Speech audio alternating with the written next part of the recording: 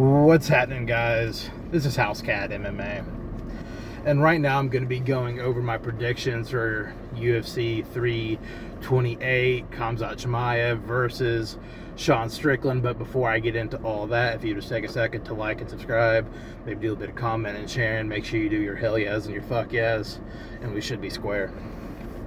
So, depending on how closely you pay attention to my videos, I mentioned, this has probably been 2, maybe 3 weeks ago, I mentioned that there was a gal at the Subway with the 2001 tatted on her neck, and I only go to Subway when she's working. I asked for her number about 2.5 minutes ago. She has a boyfriend, so that was a little weird, but you know, it's the way she goes. So, first off, we got Clayton Carpenter versus Jose Ochoa. Clayton Carpenter, good hands, good takedowns, good level change, 2 takedowns. He's fast, he's athletic, he appears to be a big guy for the weight class. And Jose Ochoa, very similar. He might have a slight edge on the stand-up, and he's got tools on the ground to A, get off some offense, and B, keep him safe down there.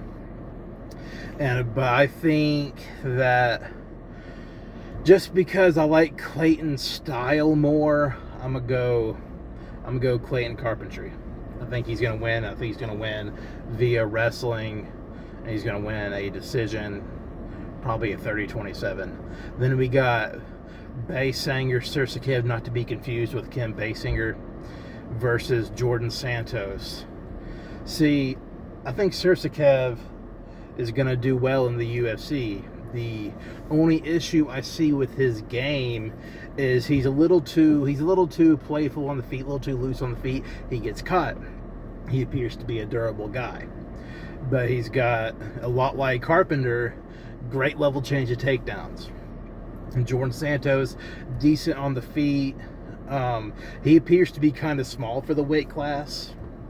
But I think that I don't think Sursakev is hearing a peep out of Jordan Santos. Then we got Pat Sabatini versus William Gomez. Pat Sabatini is mainly a wrestler.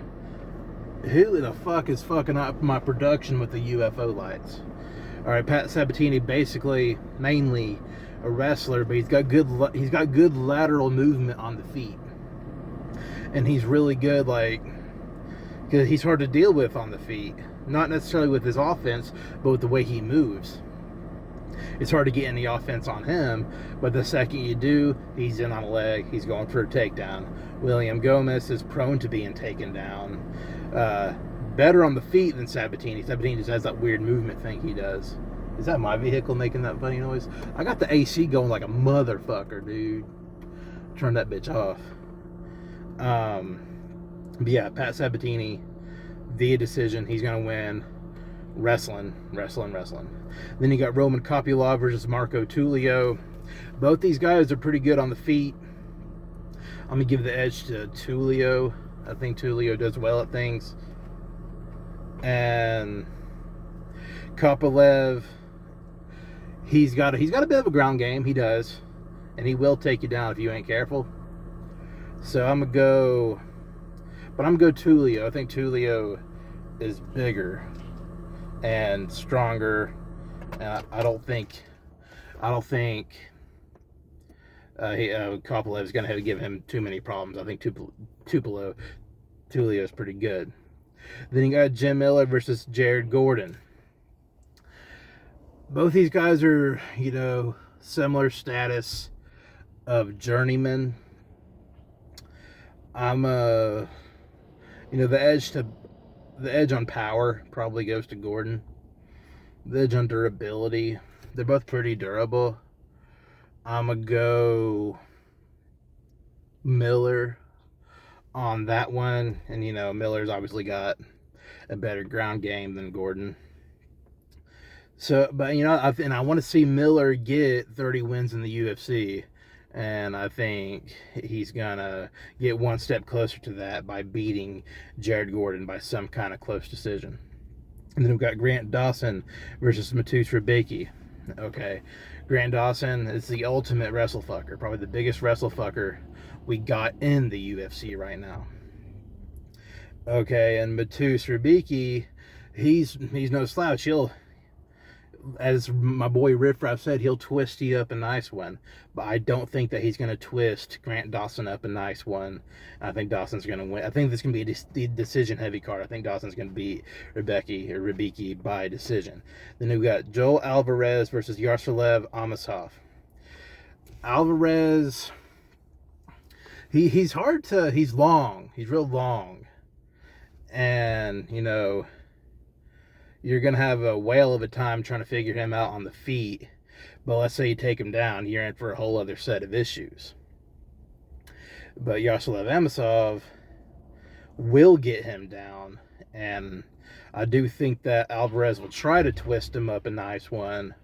But I don't think he's going to twist him up a nice one. I think Yaroslav Amosov is going to win by decision. I think I think this is what the card's going to be. Then you got Atiba Gutierrez versus Ozzy Diaz. Atiba is a lot like Francis Ngannou, but like not as, you know, crazy of power, obviously. Like good on the feet, so athletic. Like if he chose, and as far as his body goes, if he chose to go the bodybuilding route, he'd probably be just as good at that. His muscle symmetry is something to behold. But he's not great on the ground. Ozzy Diaz seems to be okay everywhere, doesn't really stand out anywhere, but he's tough. He's got some stick-to-itiveness. Okay, it's going to be hard to get him out of there. But I think Atiba is going to probably get it done via knockout, even though Diaz is tougher than a $2 steak. Then we got King Green versus Jeremy Stephens. You can't get more similar than these guys. Both men born in 1986. All right, both men. Well, the Stephens is 5'9", Green's 5'10". Both men durable. I think I was mistaken in a video I made on this maybe a month ago or so. I was mistaken. I said that Green's going to have the edge on durability. I think Stephens has the edge on durability. But I think as far as skill goes, I think Green's got the edge on skill, and I think he's going to win a decision against Jeremy. I think it's going to be a good fight, though. I don't see how... Well, I mean, a couple of weeks ago, it was like, nobody saw how Dominic Reyes versus Johnny Walker could be a shitty fight. But I'm more convinced that King Green versus Jeremy Stephens is going to be a good fight. This is going to be a good fight. All right, Sean Brady versus Joaquin Buckley. Can Joaquin Buckley defend the takedown? If he can, he's going to have a good night. He's going to have a real good night. Sean Brady's no slouch on the feet, though. But I don't... Is Brady... Brady has cartilage in his knees. Usman doesn't. Usman could take down Buckley. I don't know. Different. Like, it's just different, though. I'm gonna go Brady on this one. I'm gonna go Brady. I like Buckley. I want Buckley to win, but I'm gonna go Brady. Because like I don't think, because I mean Buckley's good on the feet, but I don't think Buckley's gonna twist him up a nice one the way Michael Morales twisted Sean Brady up a nice one. But yeah, Brady by decision. Alexander Volkov versus Waldo Cortez Acosta. I think that Volkov's gonna pick Cortez Acosta apart on the feet, kind of how he did against Sergey Pavlovich. I see that being a possibility. I mean, Cortez Acosta's good, but Volkov's third best right now, in my opinion. You got Aspinall, Bahia, and then Volkov. Okay, because I mean, Cyril Gane beat Volkov in their rematch, but everybody knows Volkov won that fight. The judges just gave it to Gane. That's not a knock on Gane. He's got great genetics. And then you got Joshua Van versus Tatsuro Taira. I don't think Taira's going to give Van many problems. I think he's going to outstrike. I think Van's going to outstrike Taira. Taira might get him down briefly, but I think that Van is just going to get right back up. He's not going to get any ground and pound in on Van the way he did to Brandon Moreno, I don't think. I think Van's going to be too fast, too young. Which, I say too young, but Taira's 26. There ain't really much of a difference between 24 and 26. But yeah, Van, I think Van's going to get a finish. I think Van's going to finish Taira, third round, knockout. TKO. Well, yeah, knockout, TKO, same thing. But he's not going to sleep Taira, but he's going to TKO him. Third round. Then you got Khamzat, the goat fucker, Chimichanga versus Sean Strickland. You know, Diet Coke. You know, one might say that Strickland doesn't have a chance in this one. One might say that. What's this guy looking at me for? But, and that's what I used to think, but I gave it serious thought. I'm like, you know, of course, Khamzat Chimaev beat the dog shit out of Dricus du Plessis and Robert Whittaker. But Sean Strickland's neither of those guys.